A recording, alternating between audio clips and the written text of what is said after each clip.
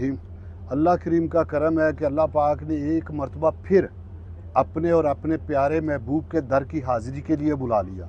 अल्हम्दुलिल्लाह मदीना पाक में थे तो सोचा चलो सैयदुश्शुहदा सैयदना मीर हमज़ा रज़ी अल्लाह ताला अन्हु की बारगाह में हाज़िरी दे। अल्हम्दुलिल्लाह उस बारगाह में हाज़िरी दी। अब हम ओहद शरीफ की तरफ चल पड़े जहाँ मेरे प्यारे करीम आका सल्लल्लाहु अलैहि वसल्लम ने ओहद पहाड़ के ऊपर आराम फरमाया। रस्ते में मस्जिद अल फसा जहाँ मेरे प्यारे करीम आका सल्लल्लाहु अलैहि वसल्लम ने नमाज अदा की, आज भी ये जगह मौजूद है और अल्लाह जानता है खुशबुओं से मुअत्तर है।